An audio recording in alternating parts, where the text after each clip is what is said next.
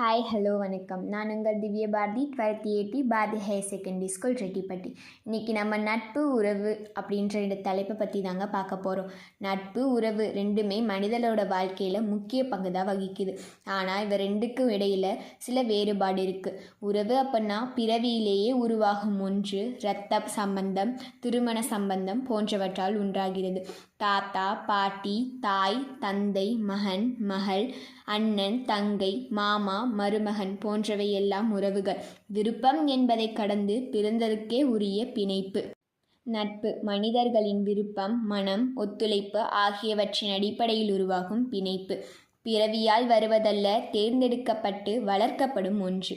புரிதல், நம்பிக்கை, அன்பு, பகிர்வு ஆகியவற்றை மையமாக கொண்டது. உறவுகளை விட சுதந்திரமானது. உறவு இல்லாதவர்களுடன் கூட நட்பு ஏற்படுத்தலாம். சுருக்கமாக சொன்னால், உறவு என்பது பிறப்பால் கட்டாயமாக இணைக்கப்படும் பிணைப்பு. நட்பு என்பது விருப்பத்தால், மனசாட்சியால், நம்பிக்கையால் உருவாக்கும் பிணைப்பு. நட்பு காதல் போல் பார்த்தவுடன் ஏற்படுவதல்ல, நல்ல புரிதலுடன், எதையும் எதிர்பாராமல் இயற்கையாக ஏற்படும் மனிதனின் உணர்வுகள். நண்பர்கள் எண்ணிக்கை அதிகமாக இருப்பதைக் காட்டிலும் நம்பிக்கையான நல்ல நண்பர்கள் சிலர் போதும். ஆண் பெண் நட்பு அமைவதும் சாத்தியம்.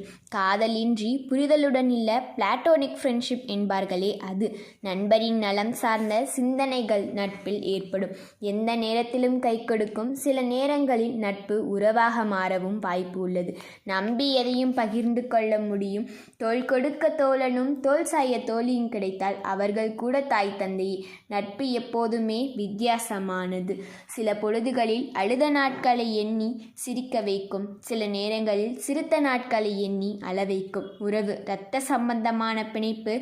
தான் ஆடாவிட்டாலும் தசையாடும். எதிர்பார்ப்புகளும் ஏமாற்றங்களும் இருக்கும். குறைகளை பெரிதுபடுத்தி கொண்டே போகும்போது இடைவெளி அதிகரித்து கொண்டே போகும். விட்டு கொடுக்கும் மனப்பான்மை தேவைப்படும். சொந்தங்கள் என்பது பனித்துளி போன்றது, சிறு பொழுதில் மறைந்துவிடும். நட்பு என்பது பரந்த வானம் போன்றது, நம்மை சுற்றி எப்போதும் நிலைத்து நிற்கும்.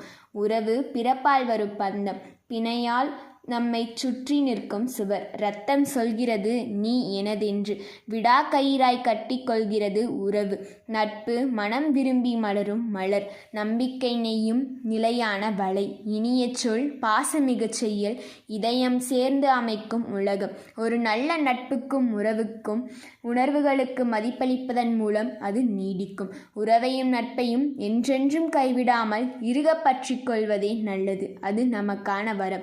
மற்றொரு நிகழ்ச்சியில் உங்களை சந்திக்கும் வரை உங்களிடமிருந்து விடைபெறுவது S Divya Bharathi, 12th AD Bharathi higher secondary school Rettipatti. நன்றி, வணக்கம்.